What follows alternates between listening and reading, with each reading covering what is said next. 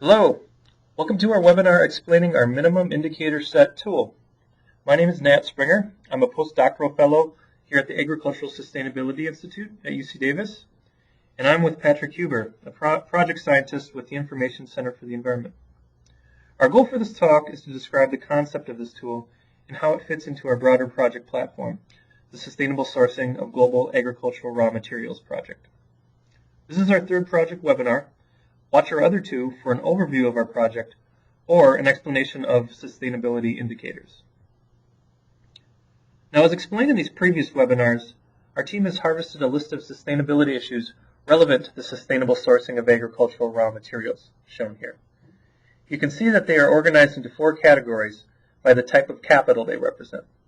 For instance, water is a natural capital issue. And that they are also colored based on the sustainability framework they represent. For instance, literacy is a vulnerability indicator because sourcing of raw materials does not directly impact literacy, but literacy does directly impact the vulnerability of supply chains. Highlighted issues are core issues for these frameworks. Within each capital group, you can also see that we have identified component issues that more specifically describe the general integrated issues. Now, one main hypothesis of this project is that there exists a manageable set of indicators that can represent these core issues for each one of these sustainability frameworks. However, our initial database of indicators already includes over 2,000 indicators from a variety of sustainability assessments and indicator databases. It's a challenge even to look through all these indicators, much less to choose an ideal set for a particular application. Even if we apply detailed indicator typology and assessment criteria, which is the focus of our second webinar, the list of indicators may still be too long, and it's also an incredibly long list to try to apply such criteria. So the minimum indicator set tool is a way to move much more quickly toward a manageable indicator set. As an example, imagine a database with only 5 indicators and a core issue list of 8 issues. If an indicator can tell the user something useful about a given issue, a link is made. In this case, indicator 1 conveys useful information about issue 2 and issue 4. You can see how complicated this network becomes once all the linkages are made between indicators and issues. Many indicators cover the same issues, and even in the simple case, it becomes difficult to identify which indicators to include in a minimum set. However, if we can sort through the linkages, we can find a minimum indicator set that covers all the core issues. In this case, indicators 2 and 5 can cover all 8 issues, reducing the dimensionality of the indicator set by more than half. While in the previous example, it is possible to simply pick out the best combination of indicators, an optimization tool is needed to deal with the complexity of our actual indicators and issues database. This graph, which is an interactive network graph available on our project website, shows the linkages that our team has made between all of our sustainability issues, both integrated and component issues, and linking those with our 2,000 plus indicators. Again, our team has made a link if an indicator could tell us something useful about an issue. In this case, it's hard to estimate the size of the minimum indicator set, and the sheer number of combination renders a manual approach very intractable. We therefore have applied 2 algorithms to this network to try to identify such a minimum set. So I'm going to now hand it over to Patrick to describe the first of these 2 algorithms. Thanks, Nat. The first algorithm we'll discuss is MarkSan, a heuristic optimization program traditionally used in conservation planning. Typically, the problem is that there are many different tracts of land with very different characteristics, costs, and relationships to other land parcels. Conservation planners must try to identify a set of parcels within their budget that meet specific conservation criteria. We have adapted MarkSan to work for our non-spatial application, where the planning units are indicators and the conservation targets are issues.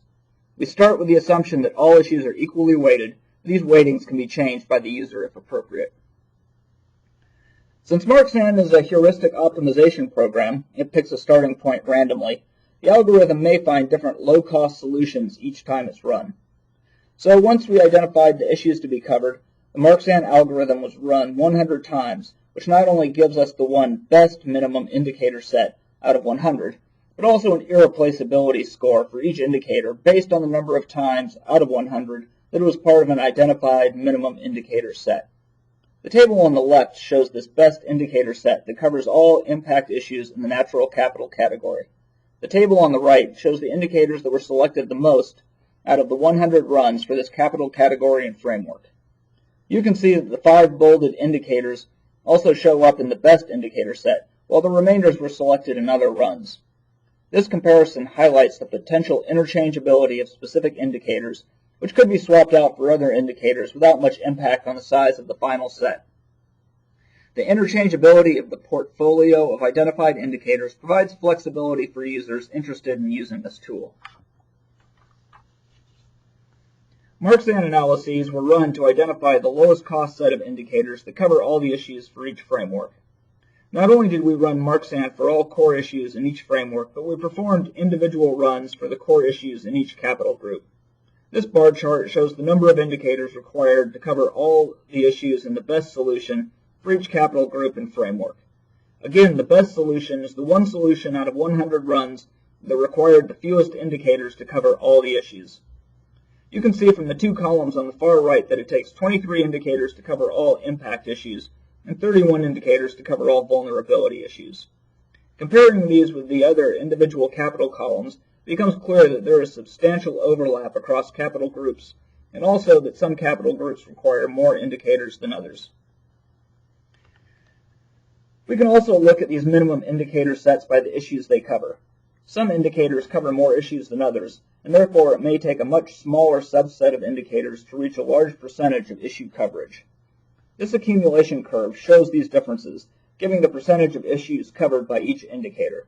You can see that it takes about 8 indicators to cover 80% of all the impact issues, and 12 indicators to cover 80% of all vulnerability issues. This does not necessarily mean these first dozen indicators are the most important, of course, for there may be a key issue that is not covered in this first 80%. And in fact, we are suggesting that all issues included are important for comprehensive sustainability coverage.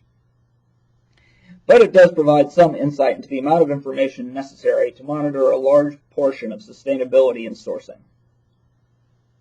Here we see that these accumulation curves differ in steepness depending on the capital group. This may speak to the number of issues in each group or the number and quality of available indicators in each group. Regardless, these accumulation curve comparisons are valuable at building an intuition about minimum indicator sets and core issue coverage of different types. Great, thanks, Patrick. I'm going to talk about now the second algorithm that we use to find a minimum indicator set, which is based in integer programming. So traditionally, we call this problem in the integer programming literature the minimum covering set problem. And this algorithm is an exact optimization method and quickly finds the minimum set of indicators necessary to cover all core issues. Just like in Mark-Sand, we assume all indicators and issues have the same weight or value. Although this algorithm doesn't provide as many alternate solutions and substitutable indicators as Mark-Sand, it is very fast and finds the exact minimum number possible. So after uploading our graph database into our integer programming tool, we ran the algorithm to cover issues in all capital groups for both impact and vulnerability.